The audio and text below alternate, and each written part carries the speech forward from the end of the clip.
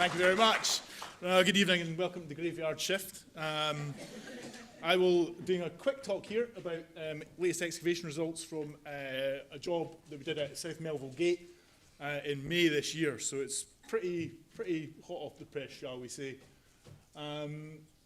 So the site itself this is the bypass coming down here.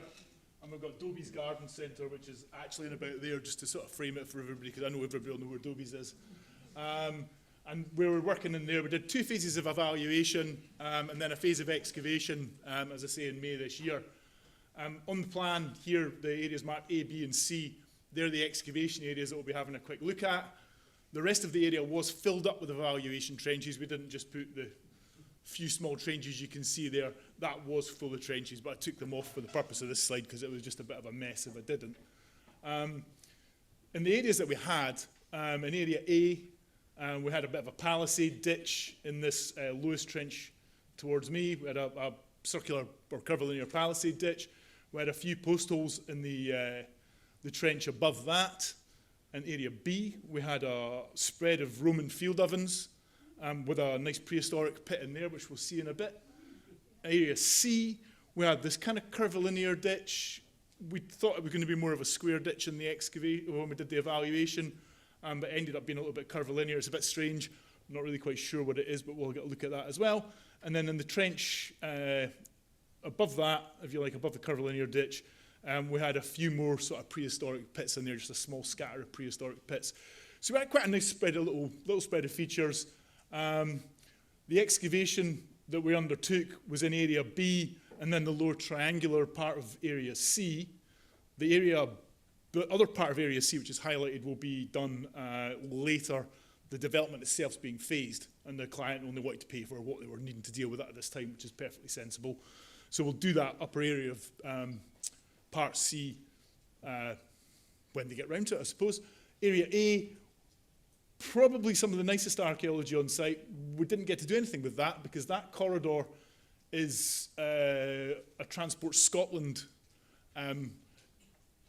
They have dibs on that area, shall we say, in case they need to do any road realignment or road widening in that area. So whilst there's some nice archaeology in Area A, we didn't get to touch that, which was a bit of a shame.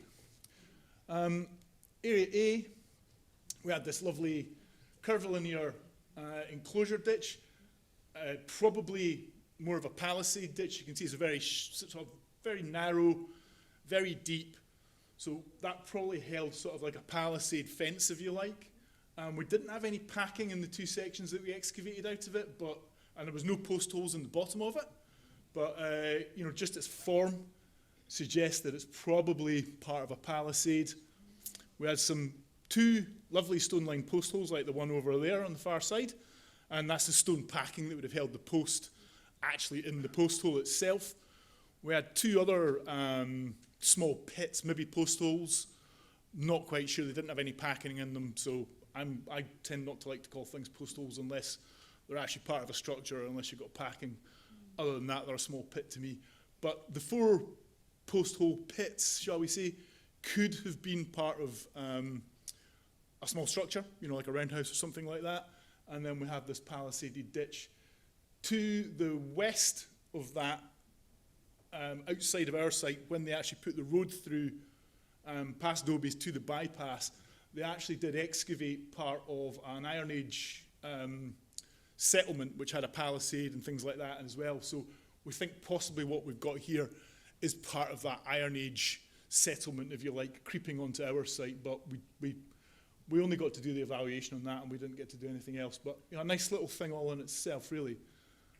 In Area B, we had some Roman field ovens. We had, I think, 13 or 14 of them in total. And then we had a small prehistoric pit, which is kind of this thing here, shall we say. And that's quite a nice little spread of features in there. I'll go back to that slide, actually. So they were concentrated in this area, sort of Broadleyan alignments, if you like. That section over at the far right-hand side is quite a nice little section there, where you've got 3 very well spaced and aligned in the same direction ovens. And then you've got the row up the top there, which again are kind of reasonably well spaced and in a kind of an alignment. And I say these are classically sort of Roman field ovens. That's what they look like. They're figure of 8 ovens, we call them. So what you've got is you've got a wider fire pit, and then you've got a rake out pit. So where the ash would have been raked out into the rake out pit. These are generally thought to kind of occur within temporary camps. We don't have a temporary camp on this site, but for those, probably many of you do know, Elginhaw Fort is just about 300 metres away to the east, and Elginhaw itself's got a temporary camp associated with it as well. So we're in an area of high Roman activity.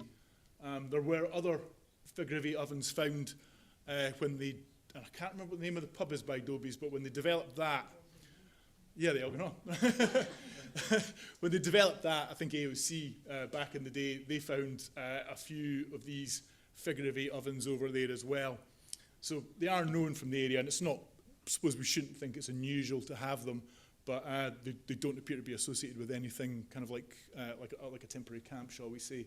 Although the Roman road is supposed to run out in that direction from the camp, so or from the fort, so we may have Roman activity along that road, or indeed they may be part of the later Roman landscape. That's some nice pictures of them. You can see again the very classic figure of 8 shape.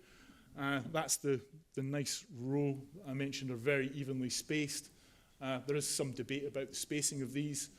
Some people suggest that the spacing is to do with the spacing of tents, but that mainly would be within a kind of temporary camp context, possibly not here. You can see them here again. They're quite deep. The shallower sort of bowl, if you like, maybe the second one down is quite obvious. You've got the shallow bowl, and then you've got that dark shadowed, deeper raking out pit in there where the ashes were raked out into the pit. So quite a nice little group of features there. We had I mentioned the prehistoric pit. There was only one of them. It's not completely unknown. You can find them in huge clusters. You can find them singly. There's no rhyme or reason to how you find these things. You can see it's a nice, very obvious pit with some burning in it. And that contained, I think it was about 42 sherds of this Neolithic pottery over here. I think it's, I can't remember the name of that kind of pottery right now, but it's this heavily burnished carinated bowl. So that's Neolithic carinated bowl. We had about 40 odd sherds of that in there.